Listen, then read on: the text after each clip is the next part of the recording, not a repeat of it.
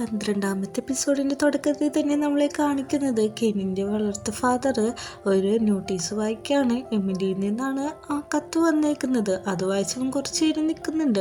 അങ്ങനെ നമ്മുടെ മീന നഗറിലെ എല്ലാവരും മത്സരം കാണാനായിട്ട് എത്തിയിട്ടുണ്ട്. പബ്ലിക്കും റിപ്പോർട്ടേഴ്സും എല്ലാവരും ഉണ്ട്. എല്ലാവരുടെ അടുത്തേക്ക് കിങ് വരാണ്. കിങ് വരുമ്പോൾ അസ്ലം പറയുന്നുണ്ട്, ഇങ്ങോട്ട് വന്നതിന് സ്വാഗതം എന്നൊക്കെ പറയുമ്പോഴേക്കും നീ മീന നഗർ ഇത്ര നല്ല ഭംഗിക്കാണ് നോക്കി വെച്ചേക്കുന്നത്, എനിക്കത് ഒത്തിരി ഇഷ്ടപ്പെട്ടു എന്നാണ് കിങ് പറയുന്നത്.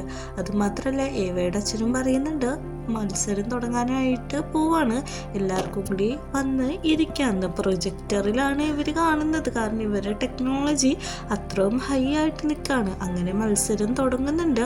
മത്സരം നടക്കുന്ന ഫോറസ്റ്റ് നമ്മൾ കാണിച്ചു തരുന്നുണ്ട്. അവിടെ 3 പേരും റെഡി ആയിട്ട് നിൽക്കുകയാണ്. രാമേൽ ആലോചിക്കുന്നത്, അവൻ്റെ അച്ഛൻ പറഞ്ഞല്ലോ ഈ വോട്ടിങ് അവൻ കാശ് കൊടുത്ത് മേടിച്ചതാണ്, അല്ലാതെ നിന്റെ കഴിവുകൊണ്ടൊന്നല്ല എന്ന്. ആ കാര്യം ഏവ ആലോചിക്കുന്നത്, ഈ മത്സരം അൺഫെയർ ആണ്, ഇത് കാശ് കൊടുത്താണ് നടത്തിയെന്നുള്ള കാര്യം ഏവയുടെ അച്ഛൻ പറഞ്ഞത്. കെനിൻ വിചാരിക്കുന്നത്, കെനിൻ്റെ ഫാദർ പറഞ്ഞല്ലോ നിനക്ക് ഒരു ചാൻസ് ഉള്ളൂ, നീ കിങ് ആവണം, കിങ് ആയാൽ മാത്രമാണ് നിനക്ക് പവർ കിട്ടത്തുള്ളൂ, പാവങ്ങളെ സഹായിക്കാൻ പറ്റത്തുള്ളൂ എന്ന്. 3 പേരും 3 ആൾക്കാരുടെ ആഗ്രഹങ്ങൾ മനസ്സിൽ വിചാരിച്ചാണ് മത്സരത്തിലേക്ക് കടക്കുന്നത്. അങ്ങനെ പോകുന്നുണ്ട്. മത്സരം ഇതാണ്, ആദ്യമേ ബോർഡിൽ അമ്പെയ്യണം, അത് കഴിഞ്ഞ് ഒരു പാമ്പ്, പിന്നെ ഒരു ബേർഡ്, പിന്നെ ഒരു ഹോഴ്സ്, ഇങ്ങനെ ഓരോരുത്തരെ അമ്പെയ്യണം. ആകെ 3 എണ്ണം ഉണ്ടാവുള്ളൂ. ആരാണോ അമ്പെയ്യുന്നത് അതനുസരിച്ച് പോയിന്റ്സ് കിട്ടുന്നുണ്ട്. അങ്ങനെ ഓരോരുത്തരായിട്ട് അമ്പെയ്ത് തുടങ്ങുന്നുണ്ട്. അങ്ങനെ ഏറ്റവും കൂടുതൽ മുന്നിൽ നിൽക്കുന്നത് നമ്മുടെ രാമയിലാണ്. ഏവയും നന്നായിട്ട് പെർഫോം ചെയ്യുന്നുണ്ട്. കെനിനാണെങ്കിൽ നല്ല രീതിയിൽ തന്നെ അവൻ ട്രെയിൻ ചെയ്തതിനേക്കാളും മികച്ച രീതിയിലാണ് ചെയ്യുന്നത്. അവൻ കുതിരേനെ അമ്പെയ്യുന്നുണ്ട്. അങ്ങനെ എല്ലാവരും കൈയടിക്കുമ്പോൾ അവിടെ ഡിജിറ്റലായിട്ടുള്ള പാമ്പ് പോകും. അതിന് നമ്മുടെ രാമയിൽ അമ്പെയ്യാൻ വരുമ്പോൾ ഏവയാണ് അതിനെ അമ്പ് ചെയ്തിട്ട് പറയുന്നത്, സോറി എനിക്ക് പവർ കുറച്ച് ആവശ്യമുണ്ടെന്ന്. എല്ലാവരും ഇത് കണ്ട് സന്തോഷിക്കുന്നുണ്ട്. നമ്മുടെ കിങ്ങും ഏവയുടെ അച്ഛനൊക്കെ നല്ല രീതിക്ക് സന്തോഷിക്കുന്നുണ്ട്. കാരണം കിങ്ങിന് ഓൾറെഡി അറിയാമല്ലോ ഇത് ഈ മത്സരത്തിൽ ഏവയാണ് ജയിക്കത്തുള്ളൂ എന്ന് ആർച്ചറിയിൽ. അങ്ങനെ പെട്ടെന്ന് നിൽക്കുമ്പോൾ ഡിവൈസ് ഡിസ്കണക്റ്റ് ആവുകയാണ്. പുറത്തൊരൊച്ചയും കേൾക്കുന്നുണ്ട്. എല്ലാവരും പെട്ടെന്ന് തന്നെ പാനിക്കാവുന്നുണ്ട്. ഇവർ 3 പേര് നിൽക്കുന്ന സ്ഥലത്തേക്ക് ഒരു സ്മോക്ക് ബോംബ് വീണ് പൊട്ടാണ്. ഇവർ പേടിച്ച് കരയുന്നുണ്ട്. ഏവ ചോദിക്കുന്നുണ്ട് എന്താണ് ഇവിടെ സംഭവിക്കുന്നതെന്ന് നോക്കുമ്പോൾ സ്മോക്ക് ബോംബാണ്, പേടിക്കരുത്, അടുത്ത് നിൽക്കണമെന്നാണ് പറയുന്നത്. അങ്ങനെ പാലസിൽ എല്ലാവരും കൂടി നിൽക്കുമ്പോഴേക്കും എന്താണ് സംഭവിക്കുന്നതെന്ന് അറിയാതെ രാജാവും എല്ലാവരും കൂടി ഭയങ്കരമായിട്ട് നിൽക്കുന്നുണ്ട്. നമ്മുടെ വാസിൽ വന്ന് പറയുന്നുണ്ട്, ക്ഷമിക്കണം, എന്താണെങ്കിലും ഞാൻ ഇപ്പം തന്നെ ക്ലിയർ ചെയ്തോളാം, നിങ്ങൾ കുറച്ച് നീങ്ങിക്കാൻ പറയുന്നുണ്ട്. അങ്ങോട്ട് കുറേ ആൾക്കാരും വരുന്നുണ്ട്. അപ്പോൾ എല്ലാവരോടും പറയുന്നുണ്ട്, ഇത് ഇന്നത്തെ മത്സരം നടക്കാതെ പോയിട്ട് എന്നോട് ക്ഷമിക്കണം, ഒരു മിസ്റ്റേക്കാണ്, നിങ്ങളെല്ലാവരും സേഫായിട്ട് മാറി നിൽക്കാനാണ് പറയുന്നത്. ഏവയാണെങ്കിൽ ഓടുന്ന നേരത്ത് അവളുടെ കാലിൽ ഒരു അമ്പ് വന്ന് തറച്ചുകൊള്ളുന്നുണ്ട്. അപ്പോഴേക്കും കെനിൻ രക്ഷിക്കാൻ വരുമ്പോൾ നീങ്ങാൻ പറയുന്നുണ്ട്. കെന്നിനെയും ഉദ്ദേശിച്ച് വരുന്നുണ്ട്. നമ്മുടെ രാമേലിൻ്റെ നേർക്കും ഒരു അമ്പ് വരുന്നുണ്ട്. അപ്പോഴാണ് അവരൊരു കാര്യം ശ്രദ്ധിക്കുന്നത്, ഈ അമ്പിലെല്ലാത്തിലും ഇവർ യൂസ് ചെയ്യുന്ന കളറുകളാണ്. അപ്പോൾ ഇത് പുറത്തുനിന്നുള്ള ശത്രുക്കളല്ലാന്ന് ഇവർക്ക് മനസ്സിലാവുന്നുണ്ട്. ഇവർ 3 പേരും ഒറ്റ ടീമായിട്ടാണ് യാത്ര തിരിക്കുന്നത്. നമ്മുടെ രാമയിൽ ഏവേനെ എടുത്തുകൊണ്ടാണ് പോകുന്നത്, കാരണം അവൻ്റെ കാലിന് നടക്കാൻ വയ്യല്ലോ. അങ്ങോട്ട് നമ്മുടെ ചരൺ വരുന്നുണ്ട്. ചരൺ വരുമ്പോൾ കാണുന്നത് ഫുൾ ആൾക്കാരെ കൊന്നിട്ടേക്കുന്നതാണ്. അങ്ങോട്ട് നമ്മുടെ ഏവയുടെ രാമയിലെ സെക്രട്ടറീസും വരുന്നുണ്ട്. അങ്ങനെ പാലസിൻ്റെ ഉള്ളിൽ കാണിക്കുമ്പോൾ രാജാവ് ഭയങ്കരമായിട്ട് ദേഷ്യപ്പെട്ട് നിൽക്കുകയാണ്. എന്താണ് സംഭവിക്കുന്നതെന്ന് അറിയില്ലല്ലോ.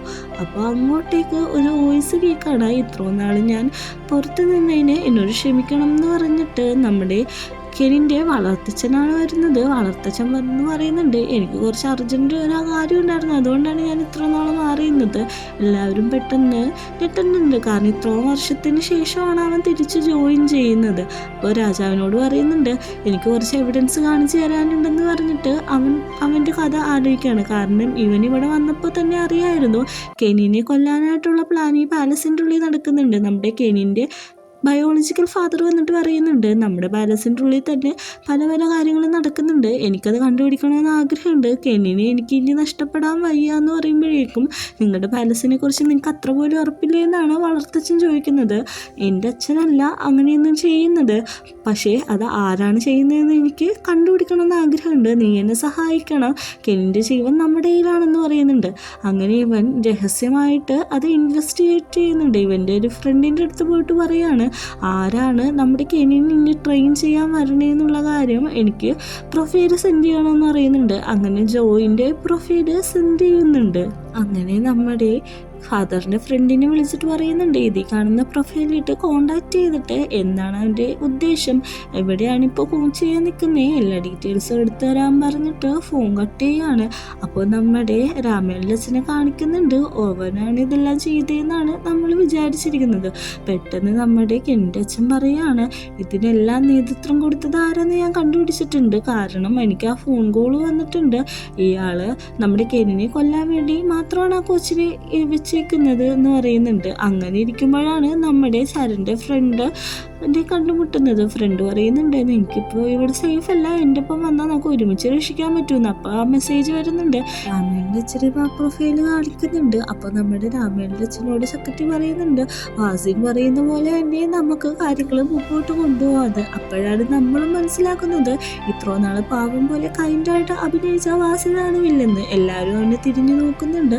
പിന്നെ കാണിക്കുന്നത് നമ്മുടെ ചരൻ്റെ ഫ്രണ്ടും ഫാദറും കൂടി നിന്നിട്ട് ഈ ഫോറസ്റ്റിൻ്റെ മാപ്പ് നോക്കുകയാണ്. ഇത് ഭയങ്കര എമർജൻസി ക്രിട്ടിക്കലായിട്ടുള്ള സ്റ്റേജാണ്. അതുമാത്രമല്ല ഇതിൻ്റെ ഉള്ളിൽ വൈൽഡ് ആനിമൽസ് കുറേ ഉണ്ടാവും, ട്രാപ്പും കുറേ ഉണ്ടാവും. ഇവിടെ വെച്ച് അറ്റാക്ക് നടന്നാൽ രക്ഷിക്കാൻ ഭയങ്കര പാടാണെന്ന് പറയുന്നുണ്ട്.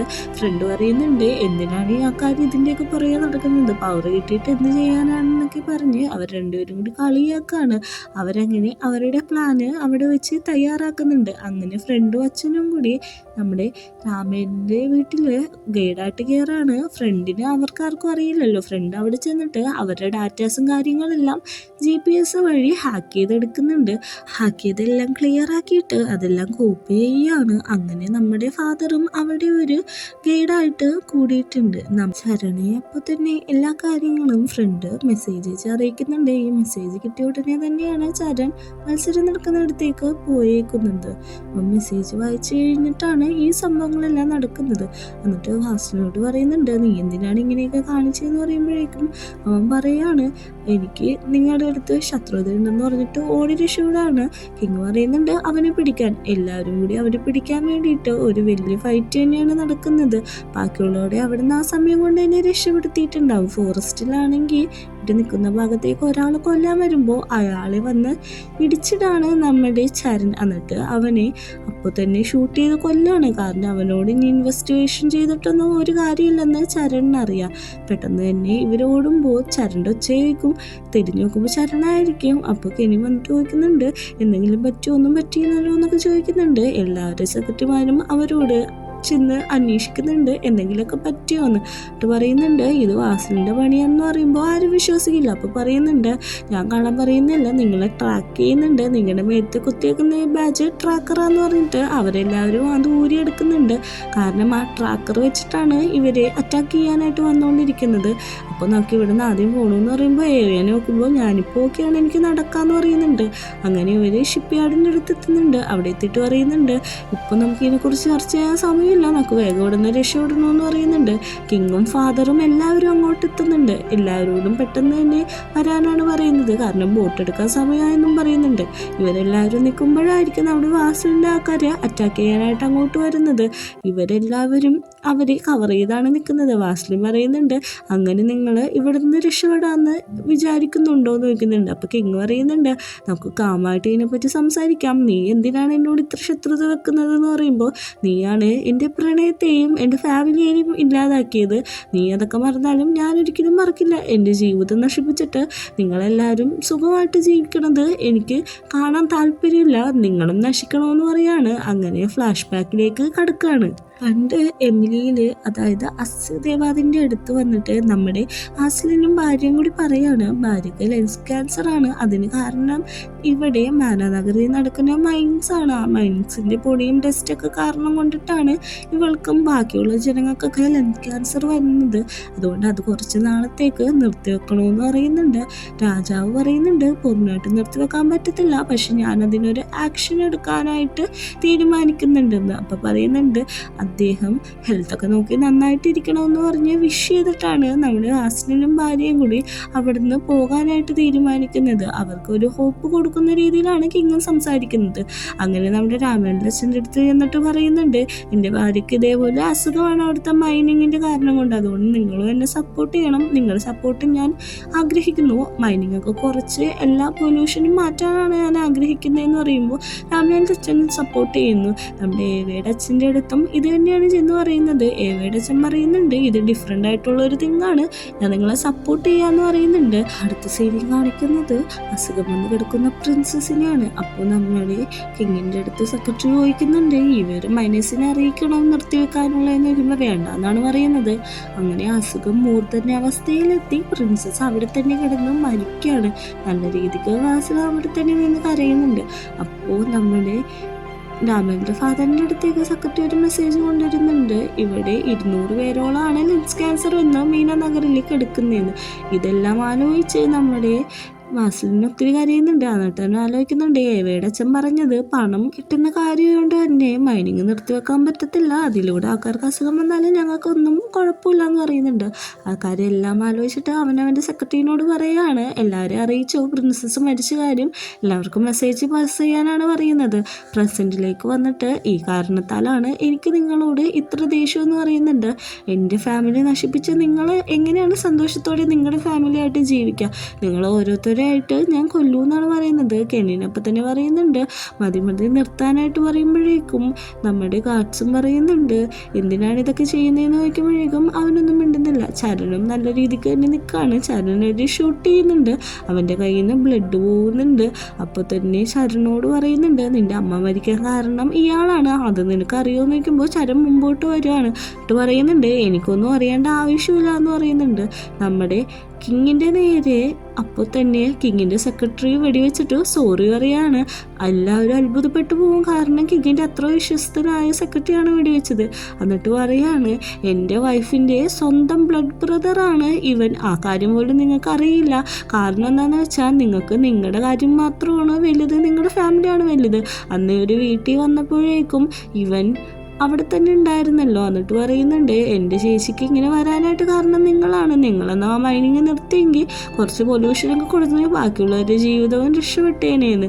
അപ്പോഴേക്കും എല്ലാവരും ഹറിയായിട്ട് നിന്നിട്ട് ആ കഥ കേൾക്കാണ്.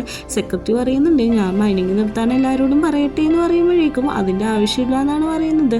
പിന്നെ ഇവരെ അറ്റാക്ക് ചെയ്യാനായിട്ട് ശ്രമിച്ചതെല്ലാം ഈ സെക്രട്ടറിയാണ്. ഓരോ കാര്യം രാജാവിൻ്റെ കൂടെ നിന്ന് പറഞ്ഞ് എല്ലാവരെയും അറിയിക്കുന്നുണ്ട്. നമ്മൾ വിചാരിക്കും അത് രാമേന്ദ്ര അച്ഛനാണ്, പക്ഷേ അദ്ദേഹത്തിന് ഇതിലായിട്ട് യാതൊരു ബന്ധവുമില്ല. ഈ കോച്ചിൻ്റെ കാര്യമായാലും ഓരോ ആക്സിഡൻ്റ് ആയാലും ഇവനാണ് എല്ലാം ഏർപ്പാടാക്കിയിട്ട് കൊല്ലുന്നത്. രാമേല അമ്പ ചെയ്യാൻ പോയപ്പോഴേക്കും ഒരാൾ കൊല്ലാൻ ശ്രമിച്ചല്ലോ, എന്നിട്ട് അയാളെ പിടിച്ചപ്പോൾ അയാൾ പറഞ്ഞത് നമ്മുടെ കിങ് ആണെന്നാണല്ലോ, പക്ഷെ അത് കിങ് അല്ല, ഈ സെക്രട്ടറി ആയിരുന്നു. ഈ കാര്യം അവർ സംസാരിച്ചതും നമ്മളെ കാണിക്കുന്നുണ്ട്. എന്നിട്ട് പറയുന്നുണ്ട് ഞങ്ങളുടെ ഫാമിലി നശിപ്പിച്ചപ്പോൾ എനിക്ക് പ്രതികാരം ചെയ്യാൻ നല്ലൊരു അവസരമാണ് കിട്ടിയത്. നമ്മുടെ കെനിൻ കയറി പറയുന്നുണ്ട് ഓക്കെ ഇതെല്ലാം സംഭവിച്ചു, പക്ഷെ ഞങ്ങളെ കൊന്നിട്ട് നിനക്ക് എന്താണ് കിട്ടേണ്ടതെന്ന് ചോദിക്കുമ്പോഴേക്കും ഒന്നും മിണ്ടാതെ നിൽക്കുകയാണ്. അപ്പം നമ്മുടെ കിങ് പറയുന്നുണ്ട് കെനിനെയും മിണ്ടാതിരിക്കുക, കാരണം ഈ രാജ്യത്തെ രാജാവ് ഇപ്പോഴും ഞാൻ തന്നെയാണെന്ന് പറയുന്നുണ്ട്. പെട്ടെന്ന് തന്നെ അങ്ങോട്ട് ഷൂട്ട് ചെയ്യുന്നുണ്ട്. ഷൂട്ട് ചെയ്യുന്നത് വേറെ ആരുമല്ല നമ്മുടെ കെനിൻ്റെ വളർത്തു ഫാദറാണ്. അവരെല്ലാവരെയും കൊല്ലുന്നുണ്ട്. എന്നിട്ട് നമ്മുടെ വാസിലിനെ കെട്ടാനാണ് പറയുന്നത്, അവൻ തറങ്കിലടക്കാൻ വേണ്ടിയിട്ട്. എന്നിട്ട് പറയുന്നുണ്ട് പെട്ടെന്ന് തന്നെ നമുക്ക് ആശുപത്രി പോകാമെന്ന് പറഞ്ഞ് കിങ്ങിനെയും കൊണ്ട് പോവാണ്. നമ്മുടെ ഫാദറിനെ കണ്ട സന്തോഷത്തിൽ കെനിൻ ചെന്ന് കെട്ടിപ്പിടിക്കുകയാണ്. എന്നിട്ട് ചോദിക്കുന്നുണ്ട് ഫാദറിന് ഓക്കെ അല്ലേ എന്ന് ചോദിക്കുമ്പോൾ ഓക്കെയാണ്, നീ ഓക്കെ അല്ലേ, ഞാൻ നിന്നെ വിട്ടു പോകത്തില്ല എന്ന് പറഞ്ഞ് കെട്ടിപ്പിടിച്ച് കിസ്സൊക്കെ കൊടുക്കുന്നുണ്ട്. അപ്പോഴാണ് ഒരു വീഡിയോ കേൾക്കുന്നത്. നമ്മുടെ കെനിനെ ശരൺ പിടിച്ചു നിർത്തുന്നുണ്ട്. അത് വെച്ചത് വാസ്ലിനാണ്. അപ്പോൾ തന്നെ വാസ്ലിനെ നമ്മുടെ ഫ്രണ്ട് വെടിവെച്ച് കൊല്ലാണ്. ഈ വെടി അതായത് വാസ്ലിൻ വെച്ച വെടി കേൾക്കുന്നത് ചാഗ്രിക്കാണ്. ചാഗ്രി അപ്പോൾ തന്നെ അവിടെ കുഴഞ്ഞു വീഴുന്നുണ്ട്. ഈ സീൻ കണ്ടപ്പോൾ സത്യസന്ധമായിട്ട് എനിക്ക് നല്ല രീതിക്ക് സങ്കടം വരെ ഞാൻ കരയുകയും ചെയ്തിട്ടുണ്ടായിരുന്നു. ഈ ഒരു സീനും കാണിച്ചിട്ടാണ് 12ാമത്തെ എപ്പിസോഡ് അവസാനിക്കുന്നത്.